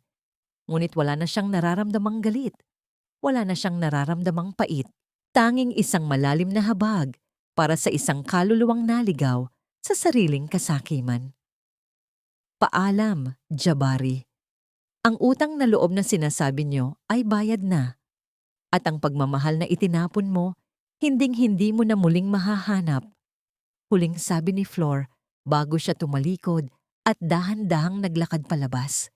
Habang naglalakad si Flor sa hallway ng presinto, ang bawat hakbang niya ay tila isang paghubad ng kaniyang lumang balat. Ang hangin sa labas ay tila mas sariwa, mas malinis. Naghihintay si Mateo sa kaniyang sasakyan, hawak ang isang susi. Ang susi ng syuong na pormal nang naibalik sa pangalan ni Flor. Handa ka na bang bumalik sa iyong tahanan? Tanong ni Mateo. Ang kaniyang ngiti ay tila isang bukang liwayway sa gitna ng gabi. Ngunit bago pa man makasagot si Flor, isang tawag ang natanggap ni Mateo. Ang kaniyang mukha ay biglang naging seryoso. Ano? Sigurado ba kayo? Sige, papunta na kami. Tumingin si Mateo kay Flor. Ang kaniyang mga mata ay puno ng isang bagong panganib. Flor, ang mga abogado ni Doña Esmeralda. May nahanap silang huling testamento ni Don Ilustre na itinago ng matanda sa loob ng maraming dekada. At ayon sa dokumento, hindi lang ang syuong ang pag-aari mo, kundi ang buong lupang kinalalagyan ng mansyon. Ang hangin sa paligid ni Flor ay tila naging yelo. Ang kaniyang puso ay tumibok ng napakabilis. Ang katarungang kaniyang nakamit ay tila isang maliit na bahagi lamang ng isang mas malaking katotohanang malapit ng sumabog. Hanggang kailan mo kayang tanggapin ang bawat yugto ng iyong nakaraan bago mo matanto na ang iyong tunay na pagkatao ay mas malalim pa kaysa sa iyong inaasahan? At ano ang gagawin mo kapag ang mansyong naging kulungan mo ay sa'yo pala talaga mula pa sa simula? Ang lupang ito ay hinding-hindi naging inyo, Doña Esmeralda. Ang bawat laryo ng mansyong ito ay dinilig niyo ng kasinungalingan. Ngunit ang lupa mismo ay matagal nang sumisigaw ng pangalan ng aking ama. Ang boses ni Flor ay tila isang malakas na ihip ng hangin na nagpabukas sa lahat ng bintana ng kaniyang nakaraan habang nakatayo siya sa gitna ng silid-aklatan ng mga ilustre. Hawak niya ang orihinal na testamentong itinago sa loob ng mahabang panahon. Isang papel na ang bawat himaymay ay tila humihinga pa rin ng katarungan. Sa tabi niya, si Mateo ay nakatayo ng may dignidad. Ang kaniyang kamay ay dahan-dahang humaplos sa sandalan ng silyang nara. Tila ba tinitiyak na ang katotohanan ay hindi na muling makakatakas. Pinagmasdan ni Flor ang paligid. Ang silid na ito, kung saan siya ay paulit-ulit na minaliit at dinurog, ay ngayon ay tila lumiliit sa kaniyang paningin. Ang mga dambuhalang kabinet ng mga libro ay hindi na mukhang matatayog. Ang mga ito ay tila mga anino na lamang ng isang nakaraang kailangang ibaon. Ang kaniyang mga pasong daliri ay dahan-dahang humahaplos sa ibabaw ng mesa. Ramdam ang bawat ukit ng kahoy na tila nagkukuwento ng paghihirap ng kaniyang sariling dugo. Ayon sa huling testamento ni Don Ilustre, ikaw ang nag-iisang tagapagmana ng lupang ito, Flor. Ang pamilya Ilustre ay nagsilbi lamang na tagapangalaga, ngunit dahil sa kanilang kasakiman, pinalabas nilang sila ang nagmamay-ari. Paliwanag ng abogado ni Mateo, ang bawat salita ay tila isang tunog ng pagbagsak ng mga tanikala sa sahig. Isang golden moment ang namayani sa katahimikan. Lumapit si Flor sa bintana at tiningnan ang malawak na hardin. Nakita niya ang isang maliit na puno ng nara na itinanim ng kaniyang ama noong siya ay bata pa. Isang punong pilit kinalimutan ng mga ilustre, ngunit nanatiling matatag sa kabila ng mga bagyo. Ang kaniyang puso ay tumibok ng may bagong ritmo, isang ritmo ng pagbawi at pagbangon. Ang hapdi ng kaniyang mga karanasan ay dahan-dahang napalitan ng isang uri ng kapayapaang hindi kayang bilhin ng ginto. Nagtungo si Flor sa ospital para sa kaniyang huling pakikipagtagpo kay Doña Esmeralda. Sa loob ng puting silid, ang dating madre de familia ay nakaratay. Ang kaniyang kanang bahagi ay hindi na maigalaw at ang kaniyang mukha ay tila isang tuyong dahon na nalaglag sa lupa. Ang kaniyang mga mata ay nananatiling nakatitig sa kisame, puno ng isang uri ng pagdurusa na tanging ang isang taong nawala ng lahat ang makakaunawa. Madre de Familia, narito po ako para ibalik ang inyong utang na loob. Bulong ni Flor, ang kaniyang boses ay punong-puno ng habag, ngunit walang bakas ng kahinaan. Hindi ko po kukunin ang inyong gamot. Hindi ko po kayo palalayasin sa ospital na ito. Ngunit ang mansyon, ang pangalan, at ang dangal na ninakaw nyo, iyon po ay formal ko ng binabawi. Ang bawat luha ng tatay ko ay babayaran nyo ng inyong katahimikan. Nakita ni Flor ang isang butil ng luha na dahan-dahang gumulong mula sa mga mata ni Esmeralda, isang luha ng hiya na huli na para sa anumang kapatawaran. Walang salitang lumabas sa labi ng matanda, tanging ang tunog ng kaniyang mahinang paghinga at ang ritmo ng monitor sa tabi ng kaniyang kama ang maririnig sa loob ng silid. Paglabas ni Flor sa ospital, ang sikat ng araw ay tila isang balabal na bumabalot sa kaniyang balikat. Naghihintay si Mateo sa labas. Ang kaniyang mga mata ay nagniningning sa tuwa habang nakatingin sa babaeng kaniyang pinakamamahal. Tapos na ang lahat, Flor. Malaya ka na, sabi ni Mateo. Ang kaniyang tinig ay tila isang panalangin na natupad. Hindi pa, Mateo. Isang bagay na lang ang kailangan kong gawin. Tugon ni Flor, ang kaniyang mga mata ay nakatingin sa malayo. Bumalik si Flor sa mansyon at tumayo sa harap ng malaking gate. Kinuha niya ang isang matalim na kagamitan at dahan-dahang tinanggal ang gintong plaka na may nakasulat na Illustre Mansion. Ang tunog ng pagkiskis ng metal sa semento ay tila isang huling hiyaw ng katarungan. Inilagay niya ang plaka sa loob ng isang basurahan, isang simbolikong pagtatapos sa isang imperyo ng kasinungalingan. Ngunit sa gitna ng kaniyang pag-iisa, isang itim na sasakyan ang dahan-dahang tumigil sa tapat ng gate. Bumukas ang pinto at lumabas si Selena. Ang kaniyang mukha ay puno ng pait at ang kaniyang mga mata ay nagniningning sa galit. Wala na ang kaniyang marangyang alahas. Wala na ang kaniyang mapagmataas na tindig. Akala mo ba ay nanalo ka na, Flor? Ang sigaw ni Selena ay tila isang maugong na hangin sa katahimikan. May isang lihim pa na hindi mo alam. Isang lihim na magpapabago sa lahat ng iniisip mo tungkol kay Mateo at sa tatay mo. Ang puso ni Flor ay tumibok ng napakabilis. Ang huling kabanata ng kaniyang buhay ay tila mayroon pang isang matalim na tinik na naghihintay na sumugat sa kanya. Hanggang kailan mo kayang tanggapin ang bawat katotohanan bago mo matanto na ang mundong iyong binuo ay mayroon pang isang huling guho? At ano ang gagawin ni Flor kapag ang taong tanging pinagkakatiwalaan niya ay mayroon pa palang itinatagong anino mula sa nakaraan? Tumingin si Flor kay Mateo na ngayon ay dahan-dahang lumalapit. Ang kaniyang mukha ay biglang namutla nang makita si Selena. Hindi ka ba nagtataka kung bakit ang daling nahanap ni Mateo ang lahat ng ebidensya, Flor? Dahil ang tatay niya ang mismong tumulong sa mga ilustre na ibaon ang tatay mo sa limot. Ang taong pinagkakatiwalaan mo ay anak ng taong pumatay sa pangarap ng pamilya mo. Ang boses ni Selena ay tila isang matalim na kidlat na gumuhit sa gitna ng maliwanag na hapon.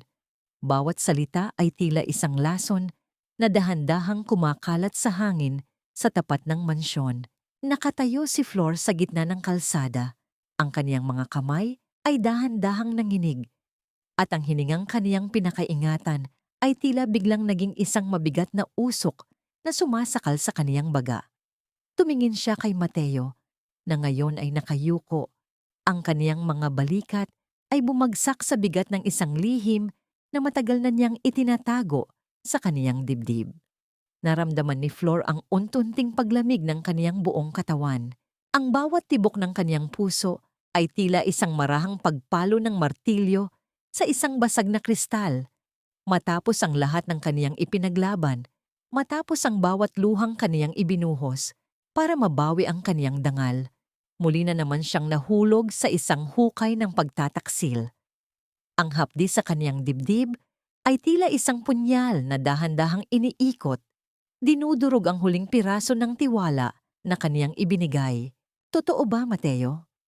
Ang boses ni Flor ay tila isang marupok na bulong, punong-puno ng pait at pangungulila. Ang bawat tulong mo, ang bawat malasakit mo, lahat ba yun ay bahagi lang ng iyong konsensya dahil sa kasalanan ng iyong ama? Dahan-dahang iniangat ni Mateo ang kaniyang paningin. Ang kaniyang mga mata ay basa ng luha, puno ng pagsisisi at isang katapatang masakit tanggapin. Flor, totoo na ang tatay ko ang naging abogado ni Don Ilustre noon. Siya ang gumawa ng mga pekeng dokumento dahil sa takot at dahil sa utang na loob. Ngunit noong nalaman ko ang katotohanan bago siya mamatay, nangako ako sa sarili ko na itatama ko ang lahat. Hindi kita tinulungan dahil sa awa o dahil sa utos ng aking ama. Tinulungan kita dahil ikaw ang kaisa-isang katuwiran kung bakit gusto ko pang maging isang abogado. Isang golden moment ang namayani sa gitna ng kalsada.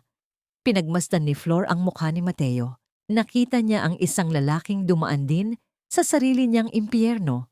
Isang lalaking binuo ang kaniyang buhay para lamang sa isang layunin. Ang ibalik ang katarungan sa babaeng kailanman ay hindi niya nakilala noon. Ang bawat sakripisyo ni Mateo, ang bawat gabing hindi siya natulog para pag-aralan ang kaso ni Flor, ay hindi gawa ng isang taksil, kundi gawa ng isang taong naghahanap ng sariling kapatawaran sa pamamagitan ng pag-ibig. Ganyan na ba kayo kadesperada, Selena? Lumingon si Flor sa babaeng ngayon ay tila isang basang sisiw sa gilid ng sasakyan. Gusto mong gamitin ang nakaraan ni Mateo para sirain ang aking kasalukuyan? Pero huli na ang lahat. Ang katotohanang ibinigay ni Mateo sa akin ay mas mahalaga kaysa sa kasalanang hindi naman siya ang gumawa. Ikaw ang tunay na walang hantungan. Ang bawat lason na ibinubuga mo ay babalik sa iyo hanggang sa ikaw ay tuluyang malunod. Dahan-dahang lumapit ang dalawang lalaking nakauniporme na kanina pa naghihintay sa di kalayuan. Ang tunog ng mga yabag nila sa semento ay tila isang huling hatol para kay Selena. Selena Valderrama, ikaw ay muling inaaresto dahil sa pagtatangkang tumakas sa iyong piyansa at sa mga karagdagang kaso ng pangingikil. Ang hiyaw ni Selena habang kinakaladkad siya patungo sa sasakyan ay tila isang mahinang ihip na lamang ng hangin sa pandinig ni Flor. Ang kaniyang paghahari-harian ay natapos sa isang madilim at masukal na eskinita ng kaniyang sariling mga gawa. Naiwang mag-isa sina Flor at Mateo sa tapat ng gate ng mansyon. Ang bango ng mga bulaklak sa hardin ay tila humihingi ng tawad sa lahat ng amoy ng lason na dumaan sa lugar na yon. Dahan-dahang inabot ni Mateo ang kaniyang kamay, ngunit huminto siya. Tila natatakot na baka hindi na siya muling tanggapin ni Flor. Ngunit sa halip na tumalikod, si Flor ang unang humakbang. Hinawakan niya ang kamay ni Mateo. Ang kaniyang mga pasong daliri na ngayon ay magaling na, ay dahan-dahang humaplos sa palad ng lalaki. Ang bawat kahoy na nara ay kailangang dumaan sa init at ulan bago ito maging isang matatag na kasangkapan, Mateo. Ang ating nakaraan ay hindi natin pwedeng burahin, pero pwede nating gamitin ang mga piraso nito para bumuo ng isang bagong obra maestra. Lumakad silang dalawa patungo sa loob ng syuong. Ang sikat ng araw ay tila isang gintong ilog na dumadaloy sa bawat sulok ng silid. Kinuha ni Flor ang isang lumang kagamitan ng kaniyang ama at dahan-dahang sinimulan ang pag-ayos sa isang sirang mesa. Ang bawat tunog ng pagkiskis ng papel de liha sa ibabaw ng kahoy ay tila isang awit ng paghilom. Sa huling sandali, tumingin si Flor sa retrato ng kaniyang ama na nakasabit sa dingding. Nakita niya ang kanyang sarili sa mga mata ng kanyang ama. Isang babaeng hindi na biktima, kundi isang reyna ng kanyang sariling mga piraso. Ang bawat hapdi ay naging aral, ang bawat luha ay naging lakas, at ang bawat sugat ay naging isang mahalagang bahagi ng kanyang sining. Ang pag-ibig ay hindi pala tungkol sa paghahanap ng taong walang bahid ang nakaraan, kundi sa paghahanap ng taong handang tumayo sa tabi mo habang binubuo niyo ang inyong hinaharap mula sa mga labi ng inyong mga guho, sa gitna ng bango ng barnis at init ng sikat ng araw. Nahanap ni Flor ang tunay na kahulugan ng kalayaan. Isang kalayaang hindi galing sa yaman, kundi galing sa kapatawaran. Para sa kaniyang ama, para sa kaniyang asawa, at higit sa lahat, para sa kaniyang sarili. Ang bango ng sariwang barnis at ang amoy ng bagong gabas na kahoy ay tila isang banal na insenso na humahalimuyak sa loob ng syuong ni Flor. Ang dapit hapon ay dahan-dahang gumuguhit ng mga gintong linya sa sahig, tumatama sa bawat kagamitang dati ay puno ng alikabok. Ngunit ngayon ay muling nagniningning sa ilalim ng kaniyang pangangalaga. Nakatayo si Flor sa harap ng isang malaking bintana, pinagmamasdan ang dahan-dahang paglubog ng araw sa likod ng mga matatayog na puno ng nara. Wala na ang bigat sa kanyang dibdib, wala na ang bawat tinik ng nakaraan na tila sumusugat sa kanyang bawat hininga. Sa kaniyang mga kamay, hawak ni Flor ang isang maliit na estatwang kahoy, isang imahe ng isang babaeng dahan-dahang bumabangon mula sa isang tumpok ng mga basag na piraso. Ito ang kaniyang pinakahuling obra, ang simbolo ng kaniyang sariling muling pagsilang. Ang bawat lamat sa kahoy ay hindi niya tinago. Sa halip, nilagyan niya ito ng mga gintong disenyo para ipakita na ang bawat sugat ay may dalang sariling kagandahan. Ang balita mula sa labas ay tila mga bulong na lamang ng isang naglalahong hangin. Si Jabari ay nananatili sa loob ng rehas, binabayaran ng bawat sentimong kaniyang ninakaw sa pamamagitan ng kaniyang sariling kalayaan. Si Selena naman ay tuluyan ng tinalikuran ng mundo, nag-iisa sa gitna ng kaniyang sariling mga kasinungalingan.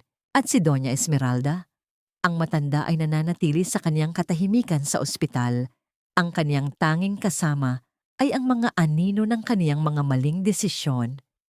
Pinatawad na sila ni Flor, hindi dahil karapat-dapat sila sa kapatawaran, kundi dahil karapat-dapat ang kaniyang puso sa kapayapaan. Ang pagpapatawad ay hindi para sa kanila, kundi para sa sarili niyang kalayaan mula sa tanikala ng poot.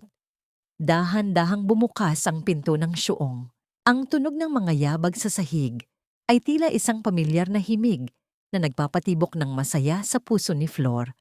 Pumasok si Mateo, dala ang 2 baso ng malamig na juice at isang nangiting tila isang bukang liwayway. Ang kaniyang mga mata ay nananatiling puno ng respeto at isang uri ng pag-ibig na hindi humihingi ng kapalit. Isang pag-ibig na handang maghintay hanggang sa muling maging buo ang lahat. Break muna, Flor. Masyado mo nang pinapagod ang iyong mga kamay. Ang boses ni Mateo ay tila isang mainit na haplos sa katahimikan. Inabot niya ang baso kay Flor. Ang kaniyang mga daliri ay sandaling dumampi sa kamay ng babae. Isang simpleng ugnayan na nagdadala ng matinding init sa kaniyang kaluluwa. Salamat, Mateo. Para sa lahat. Tugon ni Flor. Ang kaniyang boses ay punong-puno ng katapatan.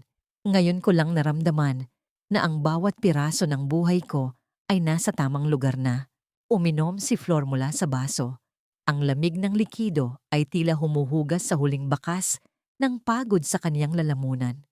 Sumandal siya sa balikat ni Mateo at sa unang pagkakataon, naramdaman niya ang tunay na kahulugan ng salitang tahanan. Ang mansyon ay maaring sa kanya na, ngunit ang syuong na ito ang kaniyang tunay na kaharian. Dito, siya ay hindi na kailanman magiging isang alipin ng utang na loob. Siya ay isang reyna na nakatayo sa kaniyang sariling mga paa. Ang huling sikat ng araw ay dahan-dahang naglaho, ngunit ang liwanag sa loob ng puso ni Flor ay mananatiling naglalayab. Ang bawat sugat ay naghilom na. Ang bawat luha ay naging perlas ng karunungan. Ang kaniyang kwento ay isang paalala sa bawat babaeng nakikinig na ang bawat basag na piraso ng iyong pagkatao ay pwedeng muling mabuo ng mas matatag, mas matapang, at mas maganda kaysa sa dati. Ang tunay na halaga ng isang babae ay hindi matatagpuan sa kaniyang pagsasakripisyo para sa mga taong hindi siya pinahahalagahan. Ang iyong tunay na halaga ay matatagpuan sa sandaling magpasya kang mahalin ang iyong sarili ng higit sa anumang takot. Ang bawat dulo ay isang panibagong simula. At para kay Flor, ang kaniyang bagong simula ay nagsisimula na ngayon sa gitna ng bango ng Nara at sa yakap ng isang taong tunay na nakakakita sa kaniyang ningning. At sa bawat pag-ukit ni Flor sa matigas na kahoy, batid niyang hindi na siya kailanman muling mababasag dahil ang kaniyang puso ay nahanap na ang kaisa-isang tahanang tunay na kumikilala sa kaniyang ningning. Maraming salamat sa inyong matiyagang pagsama sa paglalakbay ni Flor mula sa dilim ng mansyong ilustre patungo sa liwanag ng kaniyang sariling syuong. Habang isinusulat ko ang bawat kabanata ng kwentong ito, may mga sandaling hindi ko mapigilang mapaluha at makaramdam ng matinding sikip sa dibdib. Pinakamahirap para sa akin ang isulat ang mga tagpong kailangang lunukin ni Flor ang kaniyang sariling dangal sa harap ng mga taong dapat ay nagmamahal sa kanya. Damang-dama ko ang bawat hapdi ng kaniyang mga pasong daliri at ang bawat pait ng kaniyang mga lihim na luha. Ang kwentong ito ay hindi lamang basta bunga ng imahinasyon. Ito ay inspirasyon mula sa mga totoong buhay ng mga kababaihang aking nakilala. Mga babaeng tulad ng Nara na kahit anong bagyo at tindi ng ulan ng dumaan ay nananatiling matatag at mas lalong gumaganda ang anyo habang lalong pinapanday ng panahon. Nais kong ipaabot sa inyo ang mensahe na sa likod ng bawat masakit na pagtatapos ay palaging may nakatagong isang bagong simula. Ang pagpapatawad ay hindi nangangahulugang kinalimutan na natin ang sakit, kundi ito ay isang paraan upang palayain ang ating mga sarili mula sa kulungan ng nakaraan. Tulad ng isang maliit na mitsa sa gitna ng malakas na unos, ang ating pag-asa ay maaring kumurap-kurap, ngunit hinding-hindi ito dapat mamatay. Ang bawat isa sa atin ay isang obra maestra na binubuo ng ating sariling mga karanasan. Maging ito man ay masaya o puno ng pait. Ngunit bago tayo tuluyang magpaalam, nais kong mag-iwan ng isang katanungan na maaari nating pag-isipan. Sa inyong palagay, karapat-dapat ba ang naging hantungan ni Jabari at Doña Esmeralda? At ikaw, kung ikaw ang nasa kalagayan ni Flor, kaya mo rin bang patawarin ang mga taong dumesperado sa iyong pagkatao para lamang sa sarili mong katahimikan? Sana ay naging bahagi ang kwentong ito ng inyong araw at nag-iwan ng kahit kaunting init sa inyong mga puso. Kung inyo pong nagustuhan ang ating munting obra, huwag ninyong kalimutang i-like, i-share, at mag-iwan ng inyong mga saloobin sa comment section. Ang inyong mga tinig ang nagsisilbing liwanag para sa amin upang patuloy na maghabi ng mga kwentong kapupulutan ng aral at pag-asa. Hanggang sa muli nating pagkikita sa susunod na kabanata ng buhay. Maraming salamat at naway manatili ang pag-ibig sa inyong mga tahanan. Pagpalain tayong lahat ng may kapal.